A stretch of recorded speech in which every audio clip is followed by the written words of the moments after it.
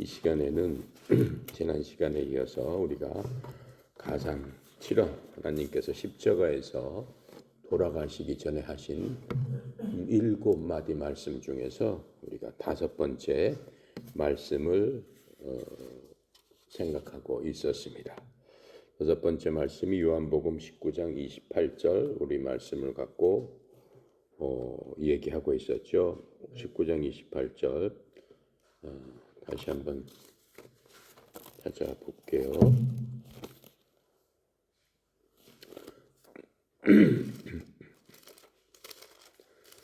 19장 28절 다시 한번 우리 함께 읽고 나눠보도록 하겠습니다. 그 후에 예수님께서 모든 일을 이미 이루신 줄을 아시고 성경을 은하게 하려 이르시되 내가 목마르다 하시니. 자, 이제 5번째로 하신 말씀이 내가 목마르다, 이제 이 말씀 하셨습니다. 지난 시간에 육체로 오신 그 예수님께서 이렇게 말씀하셨을 적 이미 육체로 엄청난 고통을 받으신 이후입니다. 십자가에 달리셔서 3시간이 지나신 후에 지금 이 말씀을 하셨기 때문에 정말로 사람으로서 건질 수 없는 한계 지점에 오셔서 이 말씀을 하신 겁니다. 예수님께서 이제 십자가에서 6시간 동안 물과 피를 흘리고 이제 다 돌아가시는 그 시점이죠. 오전에 3시간, 오후에 9시부터 3시까지 또 3시간 동안 하늘이 깜깜하게 됐다고 했죠. 그 순간에 마지막 순간에 그러니까는 3시간이 아니라 6시간 달리시고 숨이 넘어가기 직전에 말씀하셨습니다. 예수님께서 오신 게 종의 형체로 오셨죠. 하나님이시지만은 그 하나님 밖에는 할 수 없는 일이 바로 온 인류를 위한 속죄의 제물, 모든 사람의 죄를 대신한 그러한 제물로서 올 수 있는데 그것은 아무도 그렇게 올 수 없잖아요. 오직 창조주 하나님의 그 권능 밖에는 그것을 이룰 수 있는 어떠한 사람도 없고 어떠한 것도 대신할 수 없습니다. 그래서 이렇게 아들 하나님이신 예수님께서 오셨다라고 지금 하시는 거죠. 그래서 예수님께서는 스스로 하나님이심에도 불구하고 죄덩어리가 되신 겁니다. 바로 그게 이제 하나님의 뜻이었고 또 이 땅에 오신 아들 하나님의 순종, 또 아들 하나님의 뜻이기도 하였습니다. 자, 이 하나님의 그 뜻을 바라보면서 우리가 이렇구나 라고 하는 것을 그냥 그 사실로서 알고 그렇구나 라고 하면서 보는 것은 아무런 의미가 없죠. 그것을 통해서 우리에게 새 생명을 우리는 받았고 새로 창조되었고 우리의 모든 죄악된 것이 예수님의 육체와 함께 죽음과 함께 다 이루어졌다라고 하시는 그 말씀과 함께 우리도 우리의 속죄를 다 이루는 그러한 우리가 됐습니다. 그렇다면 과연 우리는 어떻게 살아야 될 것인가? 앞으로 우리는 어떠한 모습으로 서 있어야 되는가 하는 것들이 예수님의 십자가 아래 서 있는 우리들의 사는 길입니다. 자, 그렇게 하고 지금 이제 우리들은 그렇기 때문에 예수님의 십자가를 경험한 자들입니다. 예수님의 십자가의 은혜로 말미암아 다시 태어난 자들입니다. 그러한 우리가 그러면 어떠한 마음과 어떠한 태도로서 실제로 삶을 살아야 될까? 우리의 삶이 이 땅에서 보면은 천국을 향하는 순례 여정입니다. 하나님의 예수님의 입장에서 보면은 우리의 삶이 눈 깜빡할 사이 그냥 예수님께서 보시기에는 잠깐의 삶이지만은 우리가 실제로 살아나갈 적에는 굉장히 길게 느껴지는 거죠. 그래도 뒤돌아보면은 예수님의 말씀이 맞는 겁니다. 그래서 우리가 사는 동안 우리 마음속에 어떠한 욕망을 가져야 되는데 그게 세상적인 욕망과 구별되는 거룩한 욕망이 우리 마음속에 있어야 된다라고 하는 거죠. 그래야만 예수 그리스도의 보혈의 능력이 우리 속에서 역사하게 되는 거고 그것을 통해서 우리가 하나님의 아들, 딸로서의 역할을 할 수 있는 거고 또 그래야만 우리가 천국에서 하나님을 영원히 찬양하게 되는 겁니다. 우리의 삶의 근본적인 목표는 하나님의 목표와 같습니다. 하나님께서 인간을 만들어 주시면서 사람을 만들 적에 사람이 하나님을 찬양하고 또 하나님으로 인해서 기뻐하는 그러한 삶을 너희들은 살아라 라고 해서 만들어 주셨습니다. 언제까지? 영원히 누구와 함께? 나와 함께 내 집에서 같이 살자라고 하면서 만들어 주셨죠. 이제 우리는 그 본향 원래 하나님께서 만들어 주신 그 목적대로의 삶을 살겠다라고 하는 거룩한 욕망을 갖고 거룩한 욕심을 갖고 이 땅에서 살아나가야 되는 겁니다. 하지만 우리의 삶을 방해하는 많은 것들이 아직도 남아있다라고 하는 것은 분명한 사실입니다. 왜요? 우리의 삶이 세상 안에서 이루어져야 되기 때문에 그렇습니다. 원수마귀는 아직도 우리 이 세상 속에서 하나님께서 받은 그 권세를 갖고 아직도 하나님께서 결박하시기 전이기 때문에 아직도 그 힘으로 거듭난 사람, 다시 태어난 우리들까지도 삼키려고 덤벼들고 있다라고 성령님께서 말씀해주고 있습니다. 그리고 또 하나는 뭡니까? 우리가 십자가에서 죽었지만은 영적으로 죽었지만은 십자가에서 영적으로 죽기 전에 죄악된 몸, 그 죄악된 몸을 아직도 갖고 있지 않습니까? 이 몸은 우리의 영이 거룩하게 하나님 그리스도께서 주신 생명을 받아서 다시 창조됐지만 우리 몸은 아직까지는 신령한 몸으로 변화되지 않은 상태로 있습니다. 그렇기 때문에 우리의 영이 그 속에 함께 있기 때문에 때때로 부딪혀지게 된다라고 하는 겁니다. 그러니까 우리가 새롭게 창조된 하나님의 영, 또 하나님의 영께서 우리 속에 같이 계시기 때문에 우리 영 안에 같이 계시기 때문에 항상 부딪히는 그 옛 육신의 잘못된 그런 것들과 내 마음 속에서 항상 싸움이 일어나는데 항상 거룩한 영이 이길 수밖에는 없는 구조로 되어 있죠. 그러니까 우리가 이기기 위해서는 항상 예수 그리스도의 보혈의 능력이 내 속에서 작동을 할 수 있어야만 된다라고 하는 거예요. 그렇게 작동을 할 수 있게 하는 것은 우리들의 의지입니다. 하나님께서 우리에게 주신 거룩한 의지를 통해서 제어할 수 있다라고 말씀하고 있는 겁니다. 그래서 우리가 거룩한 삶을 살려고 애쓸 적에 애쓰는 목표가 있어야 되는 거죠. 우리가 무슨 일을 할 적에 항상 목표를 갖고 움직이지 않습니까? 그 목표, 바로 그 목표가 주님을 닮는 것이 우리의 삶의 목표가 됐을 적에 우리는 이길 수 있다라고 하는 겁니다. 그래서 우리는 주님의 말씀대로 내가 거룩하니 너희도 거룩해라 라고 하신 그 말씀대로 악착같이 거룩하게 살아나가야 되는 겁니다. 이제 또 예수님께서 모든 것이 이루어진 것을 보시고 내가 목마르다 이렇게 하셨다고 우리가 성경 말씀에서 읽었습니다.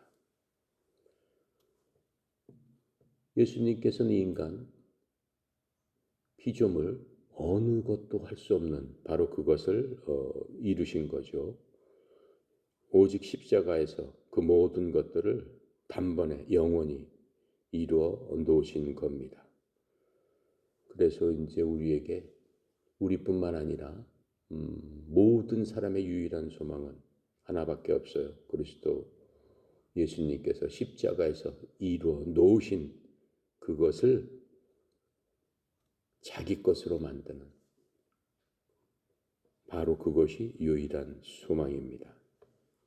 십자가에서는 예수님께서 처음부터 아무런 의로움이나 또 거룩하지 않은 그러한 자들을 위해서 의롭게 하시고 거룩하게 하시기 위해서 돌아가신 거죠. 의롭게 하고 거룩하게 만들어주는 과정이 쉽지 않았다라고 하는 거예요.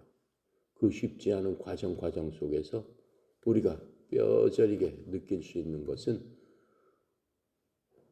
의롭지 않고 거룩하지 않았던 자들이 받아야 될 모든 심판과 심판에 따른 그 형벌, 그 모든 것들이 온전히 하나님께서 받으셨는데, 하나님인 예수님께서 받으셨는데 바로 그것은 여러분과 내가 받아야 될 것이기 때문에 우리 속에는 다른 초이스가 없습니다.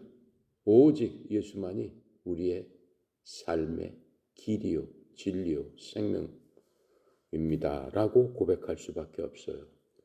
주님께서 말씀해 주시지 않았습니까? 나로 말미암지 않고는 아버지께 갈 자가 없다. 말미암지 않는 게 무슨 얘기입니까? 십자가를 통하지 않고는 하나님께 가는 길이 전혀 없다. 그 말을 다른 말로 하자 보면은 천국 가는 길은 나로 말미암지 않고는 없다. 천국으로 안 가면 어디 간다는 얘기예요? 다 지옥 낭떠러지로 가는 길밖에는 없다. 이렇게 말씀하셨잖아요. 그 길은 좁다 이렇게 말씀하셨어요. 좁은 길로 가야 된다라고 말씀하셨어요. 하지만 많은 사람들이 큰 길로 다 가기 때문에 예수님께서 정말 애타게 피를 토하는 심정으로 이미 피를 다 흘리셨죠. 피를 흘리시기 전에 사람들한테 얘기하는 게 예수님께서는 자신이 그 피를 다 흘린다는 것을 알고 계시는 분이죠. 그 심정으로 이 땅에서 우리에게 말씀하신 겁니다. 그래서 우리는 그 바로 예수님께서 우리에게 주신 내가 길이요 진리요 생명이다 라고 하시는 그 길로 묵묵히 가야 되는 겁니다. 그렇죠? 그 길에는 피가 철철 넘쳐 흐르는 바로 그 길입니다. 피 없이는 피가 있지 않은 길은 천국으로 가는 길이 아닙니다. 이제 주님께서 다 이룬 줄 아시고 목마르다라고 말씀하셨다고 그랬어요. 그래서 이 목마르다라고 하는 건 우리가 갈증이 날 적에 목마르다 이렇게 말하지 않습니까? 바로 갈증도 나셨겠죠. 6시간 동안 물과 피를 흘렸으니 그게 보통 일입니까? 상상도 못하죠. 그러니까는 목마르다.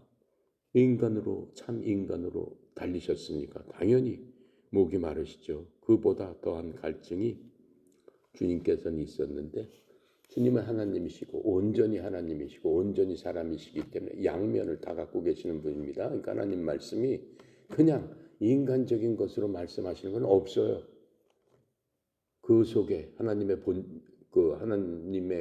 예수님의 본체는 하나님이시기 때문에 항상 영적인 뜻이 있다라고 하는 거예요. 그 목마르다라고 하는 말씀은 성경의 말씀이 이루어지는 것을 지금 말씀하고 있는 겁니다.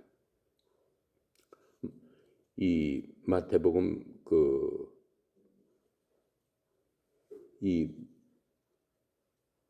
27장 34절에 이렇게 보면은 또 이렇게 돼 있어요. 그들이 쓸개를 섞은 식초를 예수님께 주어 마시게 하였더니 그분께서 그 맛을 보시고 마시려 하지 아니하시더라.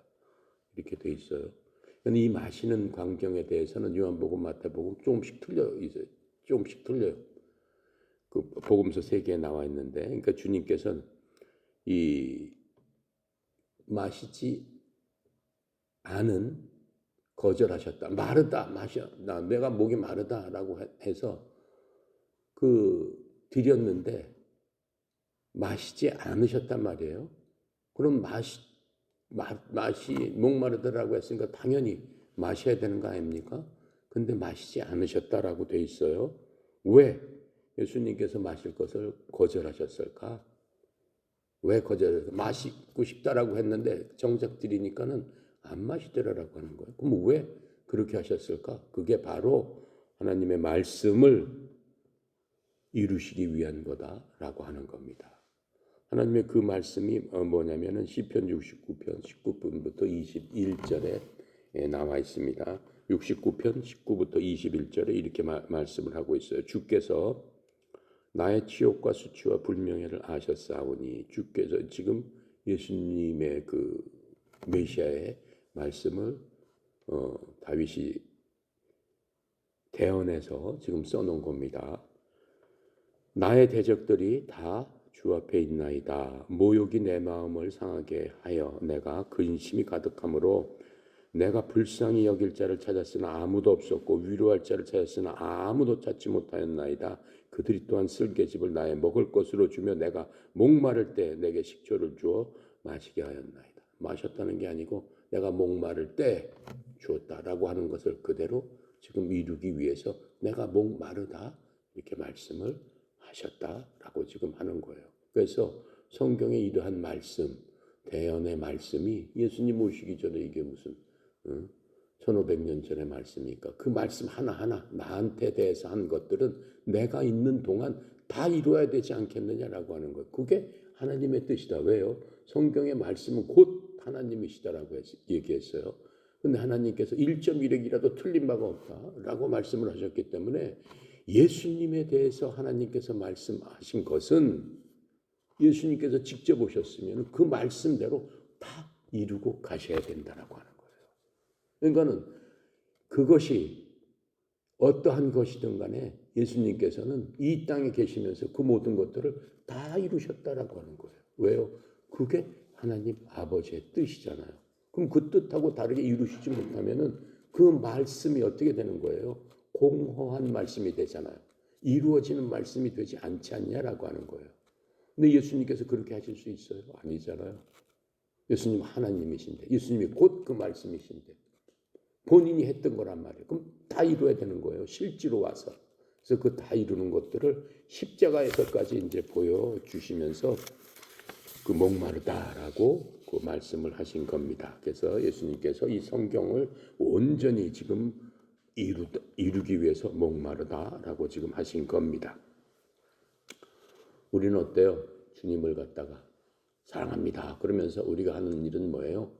말로 하죠. 찬양을 부르죠. 삶으로는 어떻습니까? 예수님처럼 합니까? 예수님의 10,000분의 1도 안 되는 삶을 살고 있지 않습니까? 그래서 하나님 삶으로 하나님을 높이려는 시도도 사실은 하지 않지 않습니까? 그냥 어떤 장소에 가서 찬양합시다. 그러면 찬양하고 찬송하고 노래 부르고 뭐하고 그리고 사실 우리가 부르는 찬양도 십자가 밑에서 부를 수 있는 찬양이에요. 그 생각을 해야 돼요. 나는 그 CCM 같은 건 잘 좋아하지 않습니다. 영적으로 어떤 거는 되지도 않는 찬양도 많이 있어요. 그냥 유행가 가사처럼 그냥 젊은 사람들의 감성을 갖다가 건드리는 그런 것들 많이 있어요. 그건 너무 그런 건 하나님을 모욕하는 그런 거예요. 있을 수 없는 찬양이라고 나는 생각을 합니다. 근데 그건 뭐 내 의견이고 어쨌든 간에 우리는 찬양을 드릴 적에 십자가 안 밑에서 예수님의 그 모든 모습 때문에 찬송을 보고 찬양을 부를 수밖에 없는 거예요. 그 찬양이 만들어진 게 아니라 우리 영 속에서 나오게끔 되어 있다라고 하는 거예요. 그게 진정한 찬양이다라고 하는 겁니다. 그래서 사람들은 어떻게 보면은 실제로는 피를 굉장히 아주 징그럽게 생각하고 왜 자꾸 피 얘기를 하냐? 자꾸 그렇습니다. 사람은 피에 대해서 노이로제가 있어요. 피를 보면 굉장히 겁내하고 두려워하고 기본적으로 그렇게 돼 있어요. 싸움하다가도 어렸을 때 싸움하다가 또 이기는 방법이 뭐예요? 큰 애들이라도 바로 코를 때리는 거야. 땅 먹어서 코피 딱 나면 이겼어 승 이렇게 되는 거예요. 그렇죠? 피가 그렇게 사람을 두렵게 하는 거예요. 그렇잖아요. 그래서 복음도 피 묻은 복음을 아주 싫어요. 복음도 뭐 하면은 뭐 복 많이 받고 뭐 하면 하나님께서 뭘 해주시고 뭐 11조를 내면은 뭐 10배 100배 주고 돈 내봐라 되지. 어디 십자가에서 11조를 내면 그렇게 한다고 그랬어요. 아니잖아요. 고난에 참여하라고 그랬죠. 고난에 참여. 근데 그 고난이 예수님께서 당한 그 고난이 아니잖아요. 우리가 당하는 고난은 쉽고 가볍다 이렇게 말씀해 주셨어요. 우리가 당하는 고난. 왜요? 무겁고 힘들고 어렵고 피 흘리는 그 모든 것들은 누가 해주셨어요? 주님께서 해주셨어요. 우리의 고난은 뭐예요? 그 고난을 이미 당하신 고난을 누리는 게 십자가를 지는 거예요.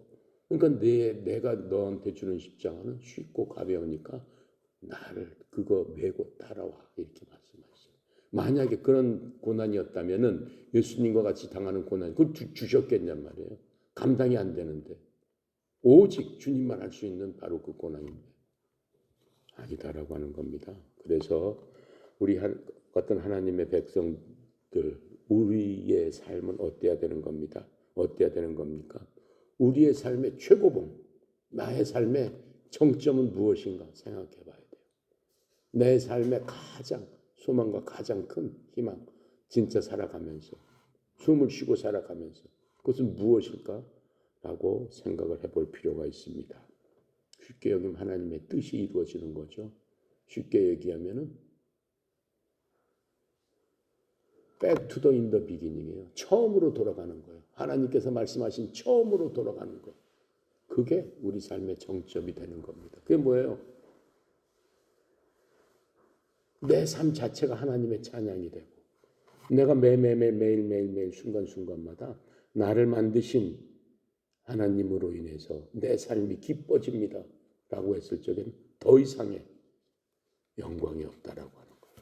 그게 너무나 큰 가치고 하나님께서는 그냥 환하게 웃고 계신다라고 하는 거예요. 그거보다 더 기쁜 일이 있을 수 있어요? 없어요? 없죠? 여러분 마음속에 가만히 생각해 보세요. 여러분을 보고 하나님께서 환하게 웃고 계신다. 저 하늘에서 이렇게 환하게 웃고 계신다. 얼마나 대단한 겁니까? 그렇죠? 자, 그래서 우리는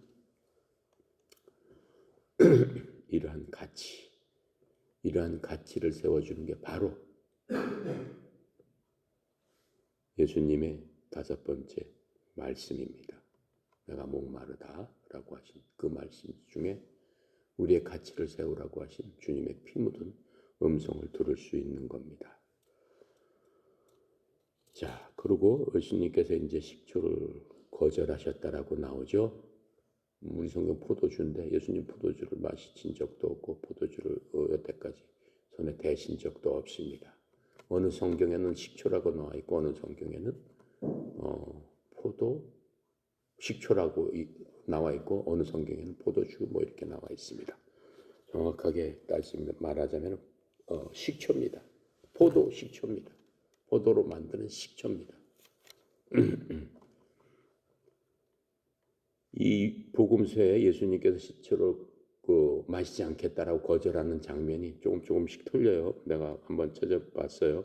요한복음 19장 28절부터 30절에 이렇게 나와 있습니다. 이 일 뒤에 예수님께서 이제 모든 일이 이루어진 줄 아시고 성경 기록을 성취하시려고 이르시되 내가 목마르다 하시니 그건 내가 금방 설명을 했습니다. 이제 거기에 식초가 가득 담긴 그릇이 놓여 있으므로 그들이 해면을 식초에 적신 뒤에 우슬초에 달아 그분의 입에 대니라. 그러므로 예수님께서 식초를 받으신 뒤에 이르시되 다 이루었다 하시고 머리를 숙이신 뒤에 숨을 거두시니라. 여기서는 그 식초를 받으신 뒤에 이렇게 얘기를 했어요. 그러니까는 받으셨다는 게 입에 그냥 적으신 건지 됐으니까 입에 받았다는 얘기인지 그걸 마셨다는 얘기인지 정확하지 않습니다. 마가복음 15장 23절에 이렇게 나와 있어요. 그들이 몰약을 섞은 포도즙을 그분께 주어 마시게 하였으나 그분께서 그것을 받지 아니하시더라. 여기서는 포도즙이라고 했고 또 받지 않으셨다라고 했어요. 또 마태복음 27장 33절 34절에 그들이 쓸개를 섞은 식초를 그분께 주어 마시게 하였더니 그분께서 그것을 맛보시고 마시려 하지 아니하셨더라. 여기서는 또 마시지 않으셨다라고 했어요. 그럼 세 개. 마태, 마가, 마태, 마가, 그 요한복음 세 개의 결론은 뭡니까? 예수님께서 식전을 잠깐 혀를 대셨지만 마시지 않고 거절하셨다라고 하는 게 맞습니다. 무엇 때문에 거절하셨어요? 마시겠다 안 마시고. 무엇 때문에 거절했어요? 첫 번째는 뭐예요? 첫 번째 이유가 있습니다. 예수님께서 6시간 십자가에서 달리셨으니까는 뭐 혼미한 상태죠. 하나님이시기 때문에 그 영은 또렷하시기 때문에 이 모든 일들을 이루고 계시는 건데, 이 상태에서 예수님께서 애초에 하나님께서 예수님을 죄 덩어리로 보내셨습니다. 하나님은 예수님을 보고 예수님으로 생각하지 않으셨죠. 하나님의 아들로 생각하지 않으셨어요. 죄이기 때문에 당연히 심판받아야 된다고 생각하셨어요.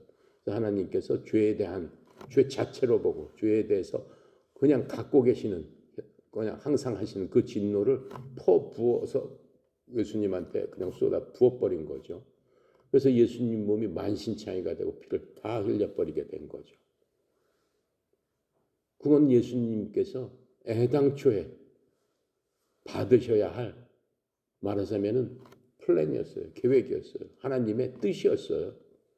그런데 지금 그 모략을 탄 그 식초를 마시게 하는 것은 그 당시에 로마 사람들이 이런 십자가형을 당하고 고초를 당해서 죽게 될 사람한테 임시 방편으로 조금이라도 그 고통을 죽기 전에 덜하게 해주려고 그렇게 해주는 겁니다. 마취제, 모략이 마취제 역할을 하기 때문에 마취제식으로 주는 겁니다. 근데 예수님께서 거절을 하신 거죠. 이미 본인은 제물로서 하나님께 드리는 그런 어린 양이었어요. 어린 양, 뭐 죽을 적에 어린 양, 죽일 적에 어린 양이 아플 테니까는 조금 그 짐승의 고통을 덜해 주자라고 해서 제물을 좀 어떻게 고통을 덜하게 한 다음에 드립니까? 아니잖아요. 고통을 받게 하는 거는 그게 심판의 의미란 말이에요. 너 이렇게 고통을 받아야 된다. 죄는 이런 고통을 꼭 받아야 된다라고 하나님께서 정해 놓으셨기 때문에 죄에 대해서는 반드시 그렇게 이루어져야 돼요. 자기 마음대로 그걸 경감할 수 없다라고 하는 거예요. 만약에 그렇게 되면 어떻게 되는 거예요? 하나님의 공의, 하나님께서 만들어 놓으신 그 일을 훼손시킨다란 말이에요. 그러니까 예수님께서는 거기에 전혀 미동도 하지 않으시고 받지 않으시는 거죠. 하나님의 공의를 온전히 십자가에서 이루시겠다라고 하는 그러한 뜻이 있습니다. 그래서 예수님께서는 죄인에게 쏟아지는 하나님의 진노를 온전히 담당하시면서 인간의 방법으로 조금이라도 회피하지 않으시겠다라고 하는 그러한 마음이 있으셨습니다. 두 번째로는 뭡니까? 더 깊은 뜻으로 주님께서는 무엇을 생각하셨냐면 그 자리에서도 제자들과 한 약속을 생각을 하셨습니다. 무슨 약속이었을까요? 마태복음 26장 29절에 주님께서 이제 십자가에 돌아가시기 전에 제자들과 만찬을 하시죠. 만찬을 하실 적에 말씀하신 겁니다. 그러나 내가 너희에게 이르노니, 내가 제자들한테 포도즙 하나씩 다 줬잖아요. 이것은 나를 상징하는 피니, 마셔라 라는 포도즙을 줬는데 이렇게 말씀하십니다. 내가 이 포도나무 열매에서 난 것을 이제부터 내 아버지의 왕국에서 너희와 함께 새롭게 마시는 그날까지 마시지 아니하리라 하셨습니다. 예수님께서 제자들과 한 그 약속을 지키신 겁니다. 그런데 도대체 왜 포도나무에서 난 게 무엇이기 때문에, 포도주가 뭐기 때문에, 포도즙이 무엇이기 때문에 이렇게 자꾸 포도즙 갖고 얘기를 하나? 그렇게 얘기할 수가 있어요. 그리고 예수님께서도 요한복음에서 나는 포도나무여 너희는 가지니, 나한테 붙어 있지 않고는 어떻다고 그랬어요? 살지 못한다고 그랬어요. 다 말라서 어떻게 해요? 길에 버려진다라고 얘기했습니다. 그것도 왜 포도나무를 갖다가 비유해서 말씀을 해 주셨을까요? 물론 그 땅에는 포도나무로 해서 그 땅이 척박하고 물이 거의 먹을 수 없는 그런 석회석이 많고 하는 그런 지역이기 때문에 그 포도 열매로 포도즙으로 해서 거의 물을 대용하다시피 해서 포도즙을 즐겨 마십니다. 그런 친근한 것도 있지만은 다른 이유가 또 있어요. 영적인 이유가 있어요. 예수님께서 그 만찬 자리에서 특별히 하나님을 위해서 바쳐지는 그러한 사람이 있었어요. 하나님을 하게 하기 위해서 어렸을 때부터 그 난 아이를 갖다가 이 아이는 하나님께 바쳐지는 아이입니다 라고 해서 성전에서 키우면서 그 아이를 거룩하게 세상과 구별시켜서 자라게 하는 아이가 있었어요. 그 대표적인 사람이 세례 요한이에요. 침례자 요한이에요. 침례자 요한은 그 아주 귀하게 난 아들이죠. 예. 사가라의 아들로 태어나가지고 어땠어요? 자식이 없어가지고 늙어가지고 자식이 없어가지고 하나님께 한탄하면서 하나님께 매달려서 늙어가지고 난 자식이에요. 그러면서 약속을 했죠. 이 아이를 낳게 되면은 내가 이 아이를 하나님께 바치겠습니다 라고 했을 적에 침례 요한이 태어난 겁니다. 세례 요한이 태어난 겁니다. 그래서 하나님께서 바쳐지는 사람을 나시린이라고 했어요. 나시린 또는 뭐 나사렛인 이렇게 얘기를 합니다. 그 나시린에 대해서 하나님께 약속을 하는 거죠. 약속한 거는 특별히 하나님을 위해서 드리겠다, 이 아이를 드리겠다라고 말씀하셨기 때문에 그래요. 이제 예수님께서 바로 그 나시린의 역할을 하는 겁니다. 자신을 하나님 앞에 특별하게 구별해서 드리는 시간이 되었다라고 하는 거예요. 제자들하고 그렇게 얘기했을 적에 바로 내가 하나님께 드려지는 바로 그 나시린으로서 내 몸을, 내 모든 것들을 하나님께 바쳐진다라고 하는 것들을 말씀하고 있는 거예요. 그래서 이 구약시대 나시린은 민수기 6장에서 보면은 하나님 앞에서 헌신하기 위해서 특별히 구별된 사람을 얘기하고 있는 겁니다. 근데 어떻게 구별하느냐 이렇게 얘기해 주고 있어요. 민수기 6장 1절부터 4절까지 보니까 이렇게 말합니다. 주께서 모세에게 말씀하여 이르시되 이스라엘 자손에게 말하고 그들에게 이르라. 남자나 여자나 자기를 구별하여 나시린 나사르 사람의 서원을 하고 자기를 구별하여 주께 드리려거든 그 사람은 포도즙과 독주로부터 자기를 구별하고 포도즙의 식초나 독주의 식초를 마시지 말며 어떤 포도즙도 마시지 말고 생포도나 건포도도 마시지 말지어다. 그는 자기를 구별하는 모든 날 동안 포도나무에서 난 것은 씨에서부터 껍질에게 이르기까지 먹지 말라. 바로 예수님께서 구별되기는 순간부터 제자들한테 말씀하시잖아요. 그게 나시린의 구별되는 거룩하게 되는 방법이었습니다. 예수님께서 이제 그것을 따르신 거죠. 그래서 예수님이 이 땅에 오셔가지고 온 마음을 다해서 모든 사람들을 섬겼다고 그랬어요. 돌아가시기 직전까지도 제자들한테 복음의 말씀을 전하시면서 섬겼잖아요. 어떻게 섬겼어요? 제자들 앞에 가서 본인이 무릎 꿇고 발 하나하나를 씻어주고 닦아주면서 한 말씀 한 말씀을 하면서 다 섬겼잖아요. 빵까지 띄워주면서 뭐라고 말씀하세요? 이 빵은 내 살이다. 포도즙을 주시면서 이 포도즙은 내 피다. 내 살을 먹고 내 피를 마시고 너희들 항상 기억해라. 뭘 기억하라는 거예요? 그 무슨 뜻이겠어요? 살과 피를 먹고 마시고 나를 기억하라. 십자가의 그 일을 잊지 말아라라고 얘기하는 거예요. 잊으면 안 된다라고 얘기하는 거예요. 빵을 보면서 뭘 생각해야 된다는 거예요. 예수님의 몸을 생각해야, 육체를 생각해야 되는 거예요. 포도즙 마실 때마다 뭘 생각해야 돼요? 예수님의 보혈을 생각해야 되는 거예요. 여러분 빵 일주일에 몇 개씩 먹어요? 몇 번씩 먹어요? 보통 한 번? 안 먹어? 이 사람도 이상한 사람이네. 앞으로 빵을 먹어. 빵을 먹으라고. 빵을 먹을 때마다 뭘 생각해야 돼? 예수님의 몸을 생각해야 돼. 아시겠어요? 앞으로 주스도 꼭 포도 주스만 먹으라고. 뭘 생각하라고 거야? 그래, 예수님의 보혈을 생각하세요. 아, 내가 뜯어 먹으면서 내가 죄로 말미암아 예수님의 살을 이렇게 뜯어먹은 자구나. 그럼 그 빵이 무슨 빵이 되겠어? 눈물의 빵이 되지 않겠어? 군대만 가서 눈물의 빵이 나는 게 아니야. 그렇죠? 포초 쓰다가 오밤중에 몰래 빵 하나 숨겨가지고 뜯어먹으면 눈물이 나 안 나? 컴컴한데. 요새는 안 그러나? 나 때는 그랬어. 저 산을 바라보면서 어머니 그러면서 빵을 눈물이 질질 흘리고, 그때는 어머니 하면서 빵 뜯어먹어서 눈물을 질질 흘려야지. 이제 우리는 뭘 생각하면서 눈물을 질질 흘려야 되는 거야? 예수님께서 십자가에서 날 위해서 버리신 그 몸을 생각하면서. 그렇잖아요. 온몸이 만신창이가 됐는데 나 대신에 예수님 만신창이가 되셨군요. 주님, 주님. 그래야 된단 말이에요. 뜯어먹을 때마다. 아시겠어요? 바로 그겁니다. 바로 그거예요. 자, 이 나시린처럼 예수님은 자신을 구분했습니다. 그래서 이것도 예수님께서 다 만드신 거죠. 율례 이것도. 스스로 자신이 이렇게 되신 거예요. 그런 사람이 어디 있어요? 그렇죠?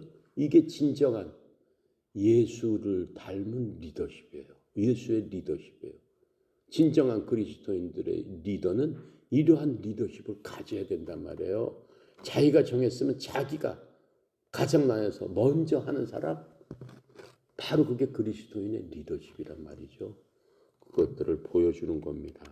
자, 그래서 이 땅에 오셔서 온몸을 다해서 섬겼습니다. 병자를 고쳐주셨죠. 마귀를 쫓아주셨죠. 죄인들을 회개시켰습니다. 이제는 뭐예요? 주님께서 그 섬김이 아니라 그것보다 더한 자신의 몸을 모든 사람들을 위한 대속, 속죄, 죄물로 주시면서 어린 양으로서 그 역할을 철저하게 다 하셔서 하나님의 뜻을 이루시는 바로 그 모습을 우리에게 보여주시는 겁니다. 자, 그렇게 하시면서 주님께서 영원히 단번에 2000년 동안 1500년 동안 했던 모든 것들이 이제 제사가 다 끝났어요. 그렇죠? 성경 39권, 그 구약 39권 했던 4000년의 역사를 단번에 다 끊어버리셨어요. 그러시면서 어때요? 그 율법이 잘못된 거 아니에요? 율법도 선한 거예요. 율법도 하나님의 말씀이에요. 하나님의 규례예요. 너무나 거룩한 거예요. 그런데 거기에 더해가지고 그 모든 율법 39권에 있었던 모든 것들을 그냥 마치시고 완성시키셨다라고 하는 겁니다. 그래서 예수님께서 이렇게 수천 년 동안 양 데리고 가고 염소 데리고 가고 송아지 데리고 가고 했던 모든 것들을 단번에 그냥 끝내버리신 겁니다. 히브리서 9장 11절부터 12절 이렇게 설명해 주고 계세요. 그러나 그리스도께서는 다가올 좋은 일들을 대제사장으로 오시되 손으로 만들지 아니한 성막 곧 이 건물에 속하지 아니한 더 크고 더 완전한 성막을 통해 오셔서 염소와 송아지의 피가 아니라 자기 피를 힘입어 단 한 번 거룩한 곳에 들어가서 우리를 위하여 영원한 구속을 얻으셨느니라. 히브리서 9장 11절에서 얘기해 주고 있는 겁니다. 그래서 예수님께서는 우리를 향해서 하나님 아버지의 진노를 이제 완전히 풀어주셨습니다. 예수님께서 높이 쌓아놨어요. 절대 죄인들은 올 수 없다. 난 너희들 꼴도 보기 싫다. 나한테 다가오지도 마라. 라고 해서 아무리 벽을 두드려도 대답 안 하십니다. 아무리 길을 찾아도 길이 없습니다. 산지사방이 막혀있는 벽입니다. 인간은 그 벽 아래서 지치고 피곤해서 어떻게 할 바를 몰랐죠. 하나님의 빛이 없는 껌껌한 어둠 속에서 껌껌한 어두운 밤들을 수천 년을 지내고 있었습니다. 그런데 바로 이 예수님께서 십자가에서 6시간 동안 다 하시고 그 모든 것들이 다 이루어진 것을 순식간에 보셨다라고 하는 거예요. 그리고 목마르시다라고 한 거예요. 자, 이제는 어떻게 됐습니까? 그 벽이 어떻게 됐습니까? 순식간에 눈 녹듯이 사라져 버린 것들을 우리가 볼 수 있습니다. 왜요? 이제 우리는 하나님의 백성으로 컴백했습니다. 그 이상으로 하나님께서 우리를 예수의 생명을 거두고 예수를 통해서 이제 수천 년 동안 양을 죽여가지고 단지 죄를 덮고 그 순간순간마다 모면했던 그러한 게 아니었습니다. 우리를 만드신 그 하나님께서 돌아가시면서 우리의 모든 것들을 갖고 가버리셨습니다. 더 이상 살아있는 양으로 덮었던 우리 그대로 남아있죠. 덮어만 놨지. 우리는 그대로 살아서 계속적으로 양을 보면은 끔찍하고 무서우니까 며칠 동안 죄를 짓지 않았다가 다시 내가 살아나가지고 그 양 덮어놓은 그 속에서 다시 다 치워버리고 다시 살아나서 언제 덮였느냐라고 하면서 다시 뛰어놀았던 바로 우리다라고 하는 거예요. 죄 가운데서 다시 떠났던 우리다라는 거죠. 그 양피로 그때마다 덮어서 좀 가만히 있어라라고 하면은 또 가만히 있다가 죽은 척했다가 죽긴 뭘 죽습니까? 다시 살아나서 또 뛰어댕겼던 우리다라고 하는 거예요. 그런데 이제는 어떻습니까? 그 상황이 완전히 틀려져 버린 거죠. 그냥 우리를 통째 잡아다가 예수님 다 이뤘다고 숨을 거두시느니라라고 할 적에 주여 내 영을 아버지께 맡기나이다 라고 할 적에 우리 영도 맡겨져 버렸다라고 완전히 함께 죽어버렸다라고 하는 거예요. 죽고 어떻게 됐어요? 예수님 사흘 후에 살아나실 적에 우리를 데리고 살아나셨다라고 하는 거예요. 그게 무슨 얘기예요? 두 번째 말씀에 죄인이 뭐라고 그랬어요? 아버지여, 아버지여, 아버지라고 했나? 주여 그렇게 얘기했죠. 당신의 나라 임하실 때 나를 기억하소서라고 했을 때 주님께서 뭐라고 말씀하셨어요? 내가 오늘 나와 함께 낙원에 있으리라. 우리가 바로 그 죄인이 돼서 예수의 그것을 믿고 고백하고 자복하고 회개할 적에 주님께서 똑같이 우리를 그 강도의 자리에 세워 놓으신다라고 하는 거예요. 우리의 고백이 바로 그 강도의 고백이었다라고 하는 거예요. 강도의 고백, 양쪽에 달린 강도 중에 한 사람만 했죠. 그 강도의 고백, 옆에 달린 강도는 뭐예요? 죽었죠. 그 강도는 뭐예요? 믿지 않는 모든 사람들 이쪽에 달려있고 믿는 모든 사람 이쪽에 달려있다라고 하는 거예요. 그 고백이 우리의 믿음이다라고 하는 거예요. 그 고백에 따라서 주여 내가 회개하고 강도처럼 믿습니다라고 했을 적에 어떻게 하신다는 거예요? 구원을 이루셨다라고 했잖아요. 내가 오늘 나와 함께 낙원에 있으리라 이렇게 말씀해 주셨잖아요.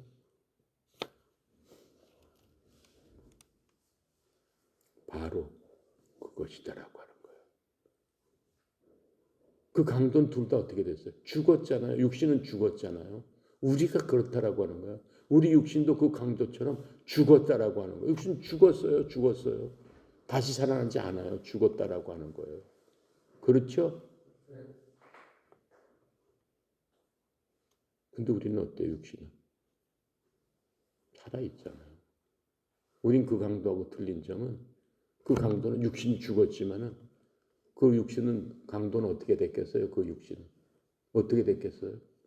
내가 함께 낙원에 있으리라 했을 적에 그 육신이 어떻게 됐겠어요? 어떻게 됐겠어요? 죄받은 육신 부활했지. 부활한단 말이에요. 부활한단 말이에요. 부활해서 지금 어디 있어요? 주님과 함께 갔다니까.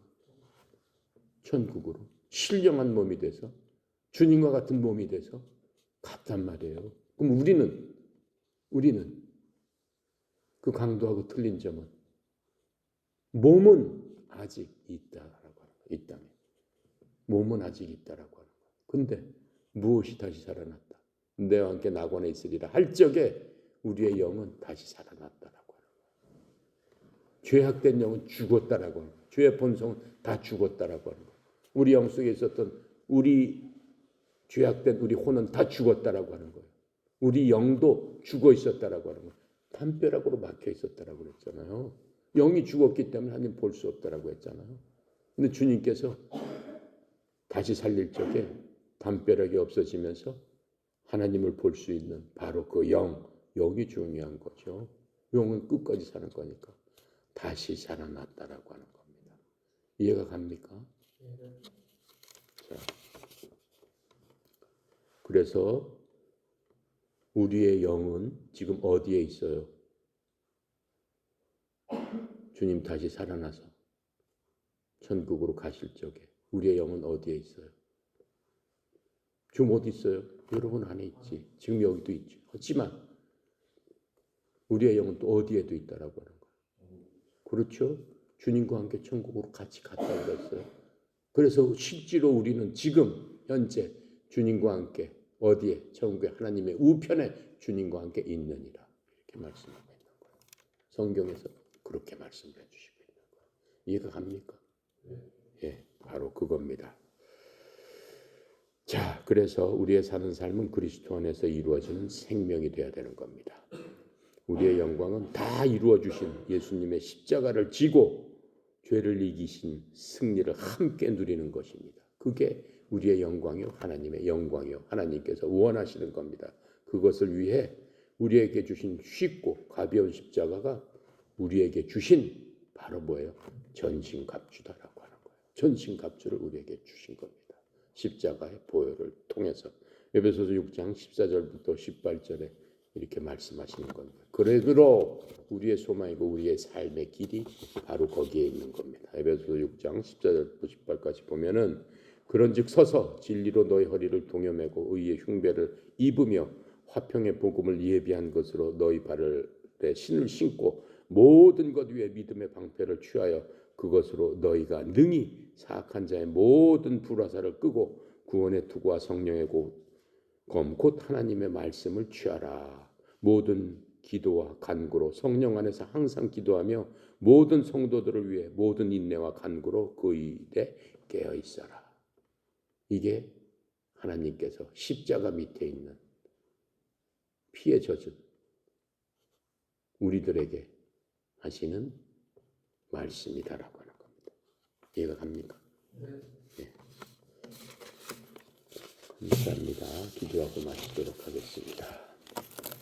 감사시 거룩하신 하나님, 참으로 하나님의 은혜의 영광을 찬양합니다. 이 시간도 저희들 주님께서 십자가에서 남기신 5번째 말씀을 갖고 우리의 삶을 되돌아보고 또 우리가 앞으로 주님께서 원하시는 그러한 삶을 사는 그러한 소망으로 우리의 마음이 예수 그리스도의 보혈로 흘러 넘침으로 말미암아 십자가가 나의 생명이요 나의 길이요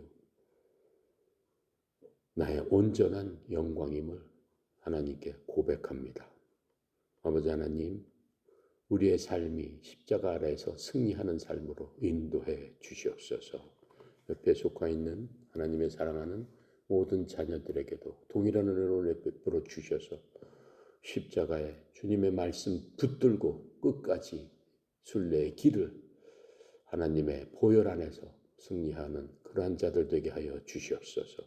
특별히 송영희 사장님 협회를 이끌어가는 주의 종으로 삼아 주셨사오니 아버지 하나님이여 협회를 이끌어가는 송영희 사장님에게 하나님의 크신 능력과 십자가의 보혈의 능력이 차고 넘쳐서 한 영혼도 낙오하지 않고 그 십자가의 길로 협회가 구원의 방주 역할을 하는데 주의 종을 사용하여 주시옵소서. 오늘도 모든 것 주께 의탁드립니다. 감사드리며 우리 주 예수 그리스도 이름으로 기도드렸습니다. 아멘.